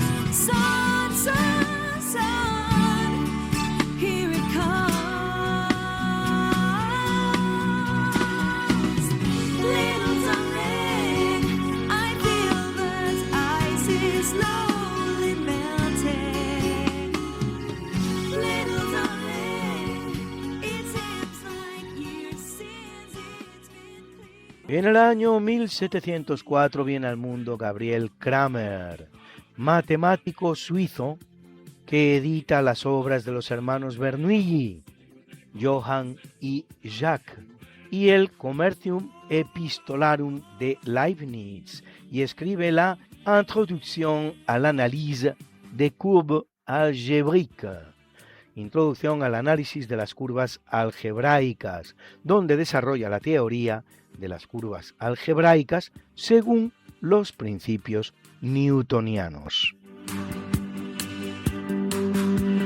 Per le strade di Pechino erano giorni di maggio, tra noi si scherzava En 1803 viene al mundo John Ericsson, ingeniero sueco que a los 13 años de edad ya participa en la construcción del canal de Gotha en Suecia y que luego trabajará en el desarrollo del motor de vapor y diseñará la innovadora fragata estadounidense USS Princeton, en la que instala un motor de hélice de su propia creación. di gravità permanente che non mi faccia mai cambiare idea sulle cose, sulla gente. En el año 1854 viene al mundo José Canalejas, político liberal español, varias veces ministro y luego presidente del Consejo durante la regencia de la reina María Cristina y durante el reinado de Alfonso XIII, hasta que es asesinado el 12 de noviembre de 1912 por el anarquista Manuel Pardiñas en la Plaza Mayor de Madrid. Entre otros asuntos, suprime el impuesto de consumos, mejora la legislación social en colaboración con Enric Prat de la Riba, realiza un proyecto de mancomunidad para resolver la cuestión catalana y aborta el golpe republicano de 1911, estallado en la fragata Numancia, y la huelga ferroviaria de 1912. Amén de político, era también escritor, dejando obras como Apuntes para un curso de literatura latina o Derecho parlamentario comparado.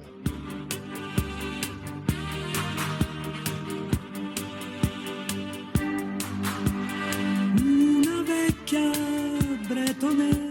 En el año 1912 el que nace es el norteamericano Milton Friedman, Nobel de Economía 1976, uno de los principales defensores de la economía de libre mercado, profesor en la Universidad de Chicago, fue también uno de los fundadores de la Escuela de Economía que lleva el nombre de dicha ciudad. Chicago. Su propuesta macroeconómica se centra en los factores monetarios, razón por la que se la conoce como monetarismo. Fue asesor de los gobiernos de Reagan en los Estados Unidos y de Thatcher en el Reino Unido, y su pensamiento económico fue muy influyente en las políticas económicas de algunos estados postsoviéticos. Luis. ¿Qué pasa, Mariate? ¿Les has recordado ya a nuestros oyentes lo de nuestro programa? Hija, qué susto. Pues no, la verdad. Pues hay que hacerlo, Luis. Pues sí, amigos, porque todos los jueves a la 1 de la mañana y muchos domingos a las 3 de la tarde, Mariate Aragonés, que es mi mujer, y este servidor, estamos de nuevo con ustedes contándoles más y más historia. Pero historia de la buena, con mayúscula. En el programa Esta no es una semana cualquiera. Y con la mejor música. Mariate, ¿y los que no puedan escucharnos en directo? Siempre pueden entrar en el podcast del programa. Esta no es una semana cualquiera. Acuérdense, esta no es una semana cualquiera. Y escucharlo a la hora a la que más les guste escuchar la radio. Pues ya lo saben, amigos, esta no es Una semana cualquiera. con Mariate Aragonés, Y Luis Antequera. la historia como es. Y no como nos gustaría que fuera.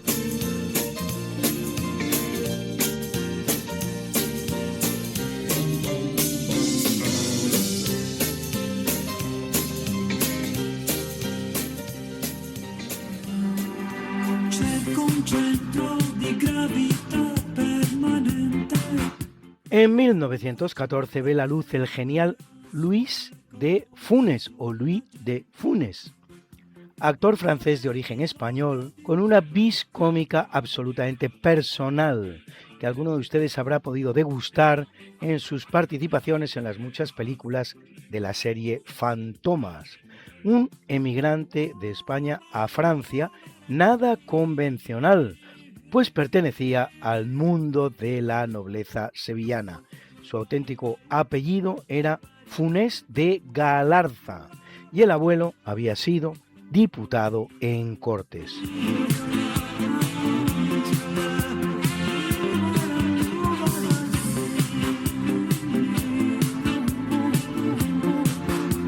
Y nace en el año 1923 Stephanie Kwolek, química polaco-estadounidense, inventora del poliparafenilenotereftalamida, más conocido, gracias a Dios, como Kevlar, simplemente Kevlar, una fibra hasta 5 veces más resistente que el acero, utilizada en la actualidad en la elaboración de chalecos antibalas.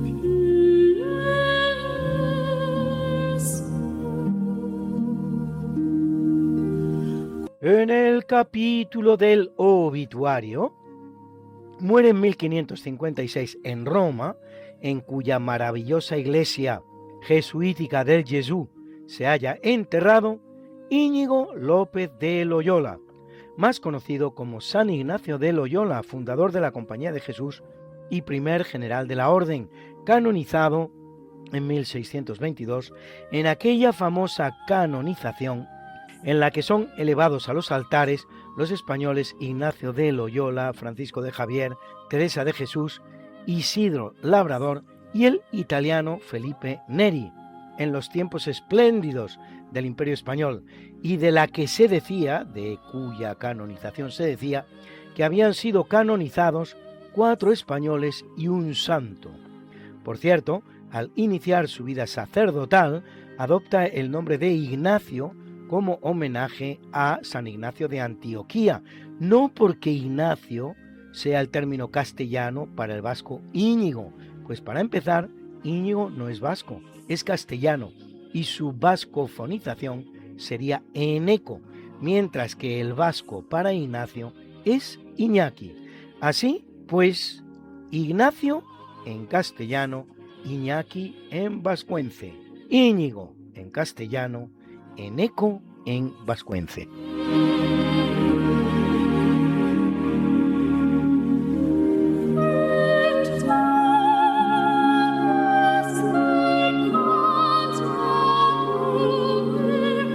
Corriendo el año de 1784 viene al mundo Denis Diderot, filósofo y escritor francés, coautor junto con Jean Léron d'Alembert y editor de la famosa Encyclopédie ou Dictionnaire raisonné des sciences, des arts et des métiers, o simplemente enciclopedia, escrita en el espíritu que nada menos que 11 siglos antes ya había alimentado el gran sabio español San Isidoro de Sevilla, autor de la monumental obra de las etimologías, verdadera enciclopedia de su época en 20 libros, y antes todavía la Naturalis Historia de Plinio el Viejo en 37 volúmenes.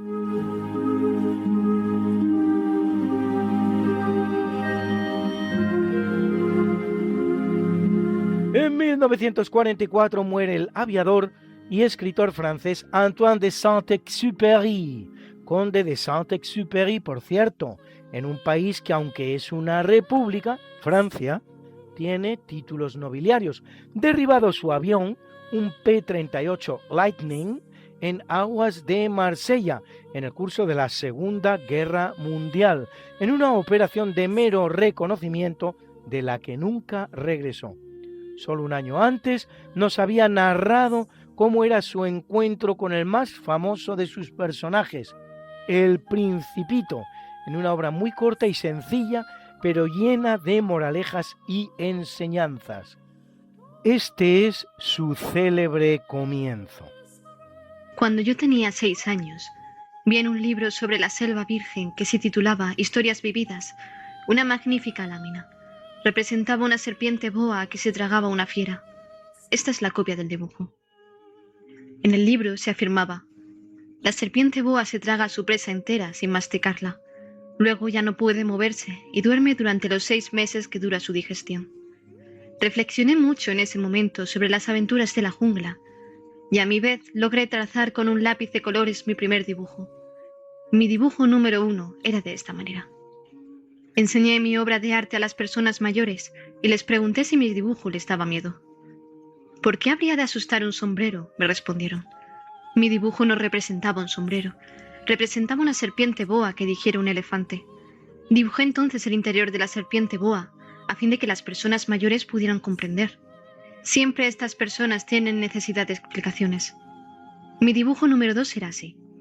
Y Saint-Exupéry dibujaba una boa cortada en sección, dentro de cuyo estómago se veía un elefante. Las personas mayores me aconsejaron abandonar el dibujo de serpientes boas, ya fueran abiertas o cerradas, y poner más interés en la geografía, la historia, el cálculo y la gramática. De esta manera, a la edad de 6 años, abandoné una magnífica carrera de pintor.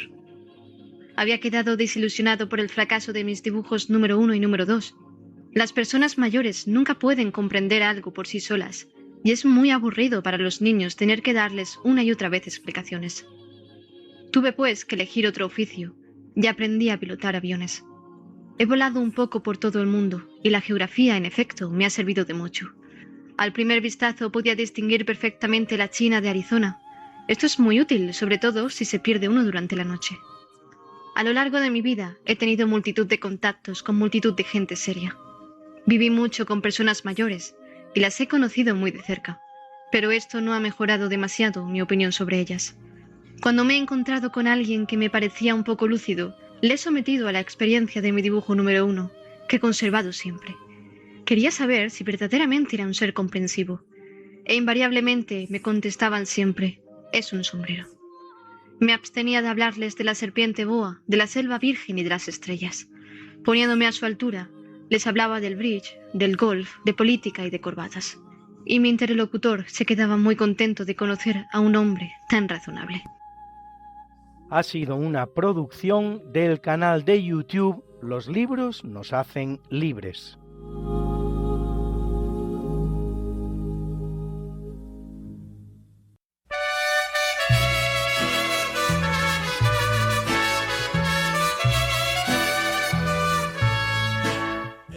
felicitamos hoy a Geraldine Chaplin, actriz británica y gran amante de España, hija del sin par Charles Chaplin, que cumple 82, y a la escritora británica J.K. Rowling, autora de la serie de libros Harry Potter, que han superado los 500 millones de ejemplares vendidos, la cual cumple 61, y a la guapa tenista bielorrusa Victoria Azarenka, ganadora de 2 Grand Slams en el Abierto de Australia, que cumple 37. Hoy por ser día de tu santo te venimos a cantar.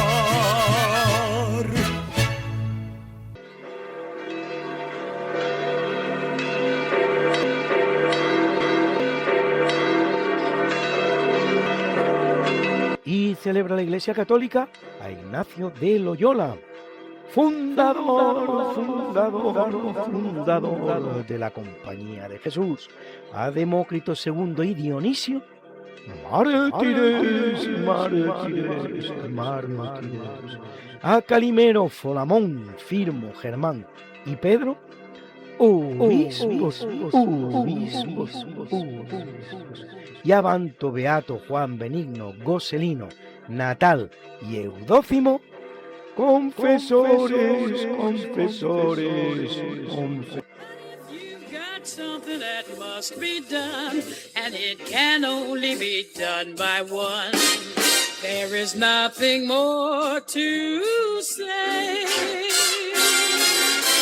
except it's a lovely day for saying it's a lovely day.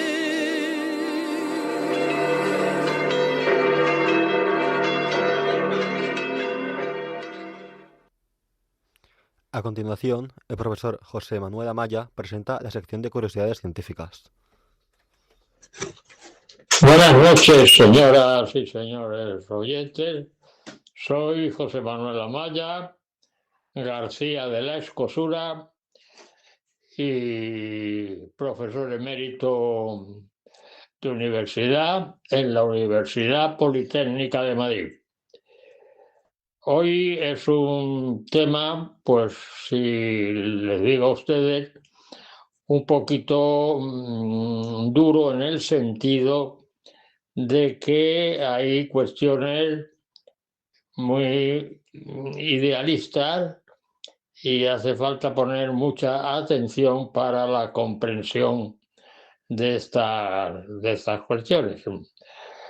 La semana pasada nos quedamos en que las estrellas, esto fue de Pitágoras, de que las estrellas pues tenían una música propia, la música de las estrellas, pero que los seres humanos no podían oír esa música, y que había una frase curiosa cuando una cuestión pues es difícil o no se oye bien o está fuera de lugar, de decir no digas eso porque parece música celestial, porque no te entiendo.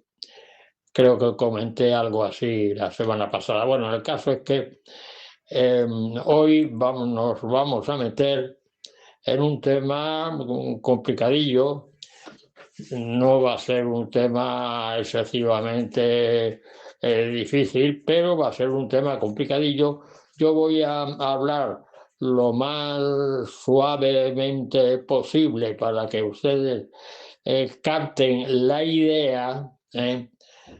Son ideas filosóficas, evidentemente, son ideas filosóficas, y las ideas filosóficas a veces son muy duras de entender.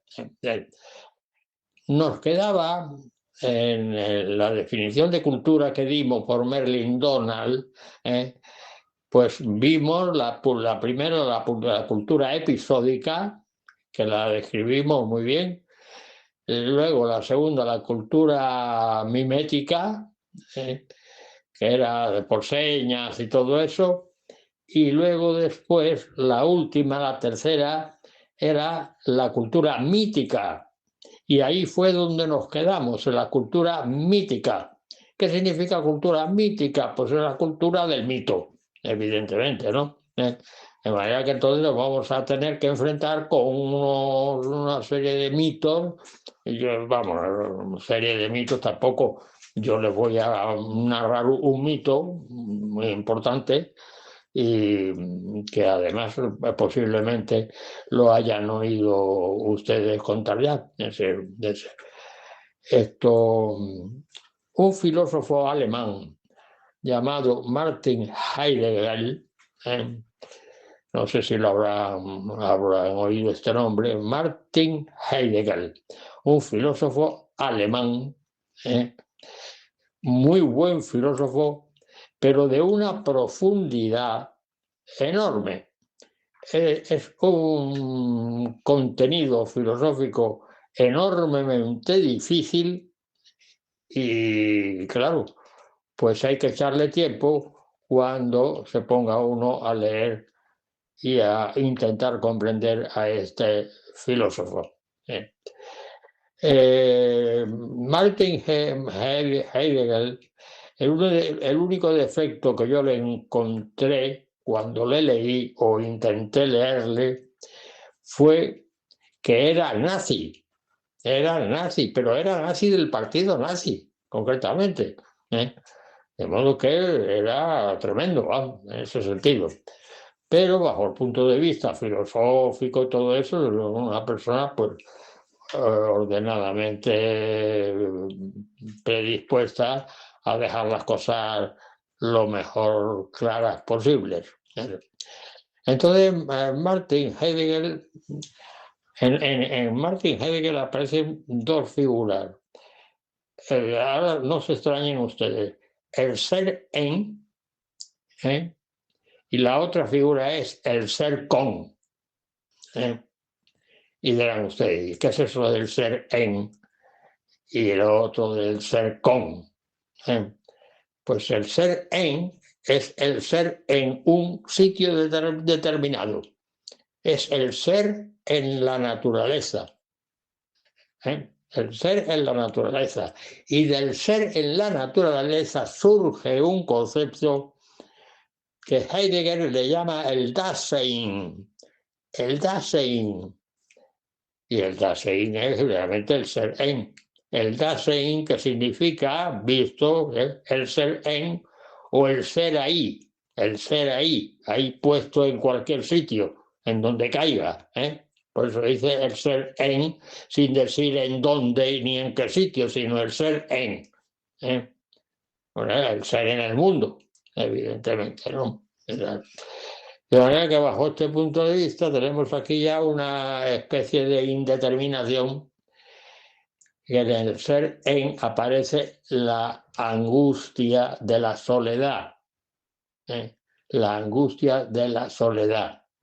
Por eso el Dasein es el ser en el mundo. El ser en el mundo. Y luego pasaremos, evidentemente, al ser con. Entonces ya cuando pasemos al ser con, ya viene estar acompañado de otros seres como ese ser en. En el ser en viene la angustia.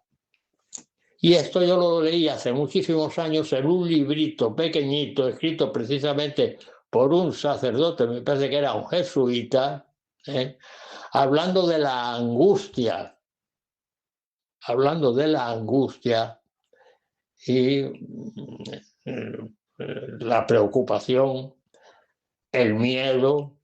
Y hay una frase que viene en los libros, de primus in orbe Deus fecit timor. Lo primero en el mundo Dios hizo el temor. Eso es una frase que viene en los libros, concretamente, ¿no? Y entonces viene el ser en el ser en. Y luego pasamos al ser con y ya nos encontramos acompañados, evidentemente. Ya nos acompañamos de otros seres humanos, que tienen que han tenido el mismo problema que nosotros. Cuando estábamos en el Serén, los del Sercon han tenido tuvieron el mismo problema. Pero ahora el Sercon es distinto porque es la reunión de todos esos seres que tienen unos conocimientos determinados y que se lo transmiten unos a otros. Entonces ya es un renacer al conocimiento y una separación del miedo y de la soledad en el Sercon. Y aquí en el Sercon una de las cosas que aparecen son los mitos. Fíjense ustedes qué curioso que los mitos los hacían los astros. Los astros. La Tierra, por ejemplo, era la unión de la Tierra con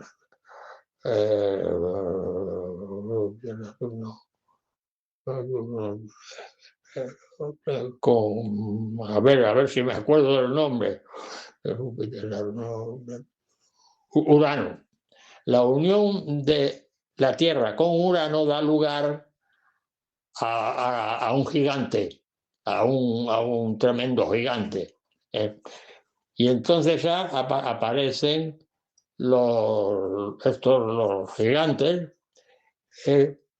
La Tierra, en filosofía, en este tipo de filosofías, se llama Gea. Gea.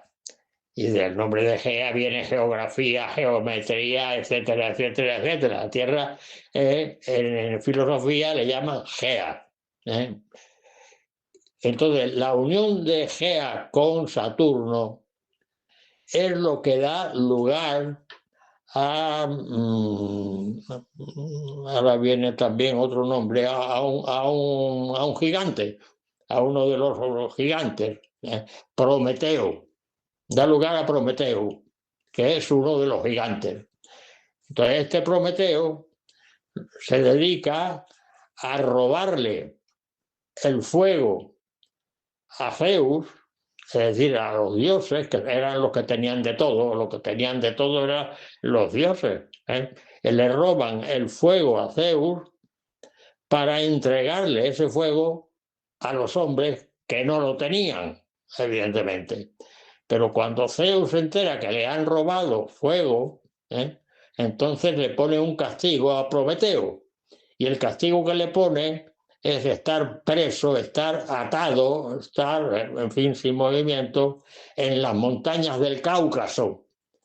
Y ahí se pasa un montón de tiempo, y un ave de rapiña le come el hígado todos los días. Ese es el castigo también. Y así no puede resistir la vida, y como no puede resistir la vida, tiene que venir alguien que le quiera, que sea amigo suyo, para salvarle. Y ese alguien es otro gigante, que ahora se me ha olvidado también el nombre. Bueno, estaba Prometeo.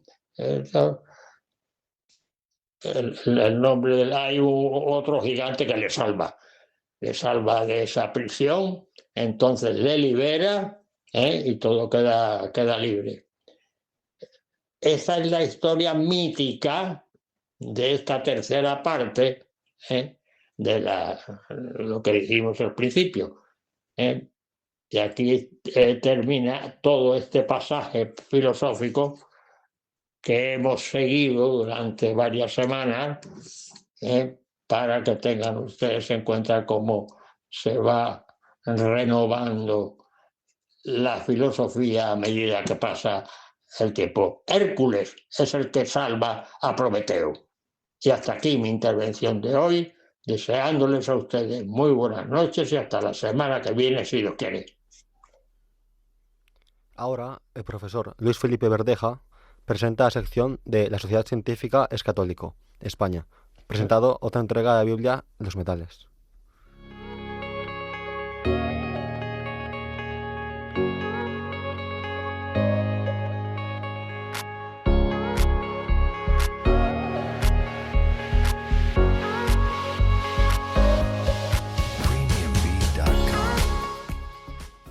Buenas noches, oyentes de Diálogos con la Ciencia. Buenas noches, Javier Ángel. Soy Luis Felipe Verdeja, miembro de la Sociedad de Científicos Católicos de España y profesor emérito en la Universidad de Oviedo. En la entrega número 44 de la Biblia y los metales, se pretende comentar aquellos escritos bíblicos en los que se menciona explícitamente al plomo y que, por otra parte, se relacionan con la fusión del metal. Este sería el caso del profeta Ezequiel, uno de los 4 profetas mayores junto con Isaías, Jeremías y Daniel. La referencia a comentar de Ezequiel es la del capítulo 22, versículo 18. Hijo de hombre, la casa de Israel se me ha convertido en escoria. Todos ellos, cobre, estaño, hierro y plomo en el horno, han quedado reducidos a escoria de plata. Fin de la cita. Antes de comentar desde la óptica metalúrgica el texto de Ezequiel, se quiere situar el contexto de la referencia dentro del libro profético de Ezequiel. Ezequiel es el profeta del destierro. Ocupa el tercer lugar en el apartado de los profetas mayores, después de Isaías y Jeremías. Ezequiel ofrece un mensaje de renovación y esperanza al pueblo durante el destierro de Babilonia. Según los comentaristas cristianos y judíos, el libro de Ezequiel consta de 2 partes. Una primera parte, del capítulo 1 al 24, en la que pronuncia oráculos de condena a Judea e Israel ante la inminente invasión babilónica. En una segunda parte, del capítulo 25 al 48, se ocupa preferentemente del juicio y condena a las naciones. La referencia anteriormente indicada de Ezequiel 22:18 se corresponde con la primera parte del libro y podría haberse pronunciado el oráculo, tal y como se comenta en la Biblia de Jerusalén, cuando el pueblo de Judá acudía a Jerusalén en busca de refugio poco antes del asedio, que se sitúa entre los años 589 a 585 a.C. Por otra parte, el destierro de Babilonia, que duró 50 años, se concreta entre el año 587 y el 537 a.C. Este sería el marco histórico de la referencia de Ezequiel 22:18. En el versículo 18 de Ezequiel habla de las escorias de plata y que el cobre, estaño, hierro y plomo en el horno quedarían reducidos a escorias en el refino de la plata. Uno de los fundamentos pirometalúrgicos del refino de los metales es la de poder acreditar su capacidad de combinación con el oxígeno. La capacidad de reacción de los metales por el oxígeno se suele también identificar como afinidad química. El oxígeno dispone de mayor afinidad para combinarse con el cobre, estaño, hierro y plomo que con la plata. En consecuencia, todas las impurezas de cobre, estaño, hierro y plomo presentes en el fundido de plata quedan reducidas en un ambiente oxidante como el aire a escorias. Recordar, por otra parte, que una escoria es una mezcla homogénea de óxidos metálicos fundidos que, al disponer de una densidad inferior al metal y ser insolubles en el fundido metálico, se recogen habitualmente en la parte superior del cresol de fundición. No obstante, para alcanzar la formación de escorias fundidas, también se precisa del concurso de otros elementos fundentes que puedan hacer posible la formación del líquido. En cualquier caso, tanto si los óxidos de cobre, estaño, hierro y plomo pudieran fundirse o no, estos compuestos quedarían flotando sobre la plata fundida de mayor densidad. Lo que tenía claro el hombre bíblico es que las escorias que se recogían de la fundición a fino térmico de la plata no tenían ninguna utilidad y eran desechables.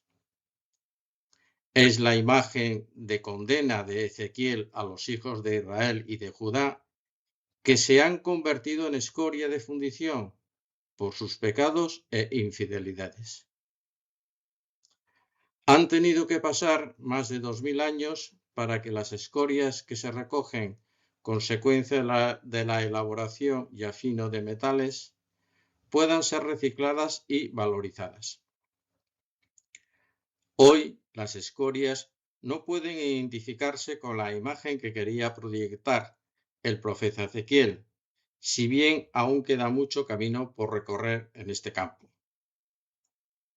El mensaje evangélico, la buena nueva evangélica, las buenas noticias para la humanidad, es superar conceptualmente la experiencia por la cual cualquier material vivo o inerte puede ser despreciado, descartado o desechado, aunque se trate de una escoria metalúrgica.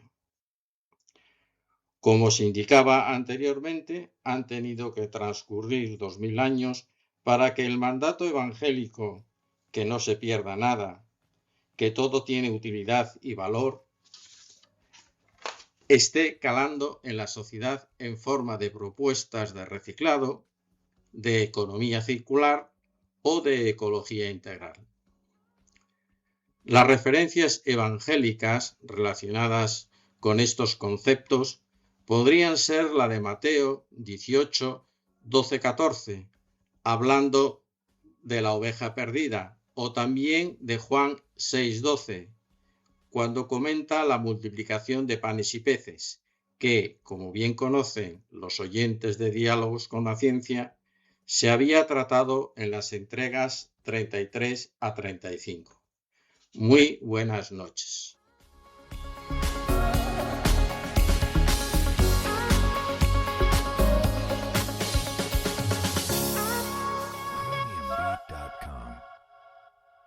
Pues terminamos ya este programa de hoy.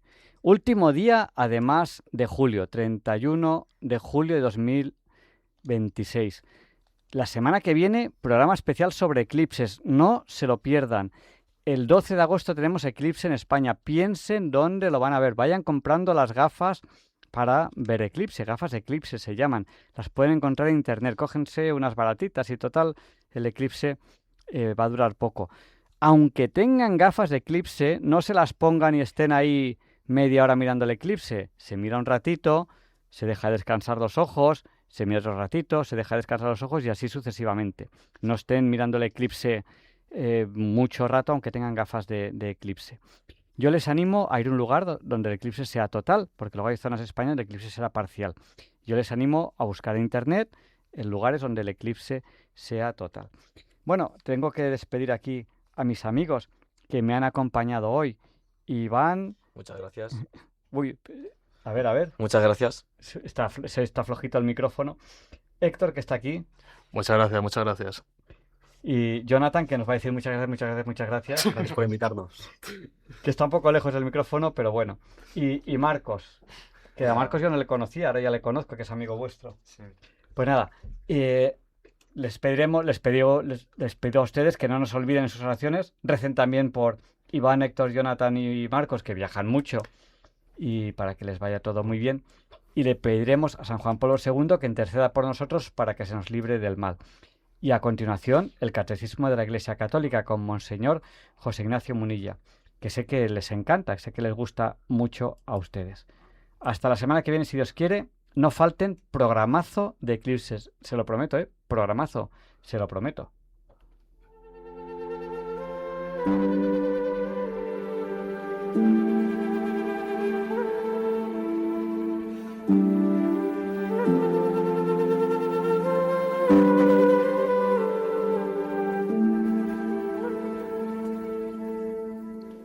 Y así concluye en Radio María el programa Diálogos con la Ciencia,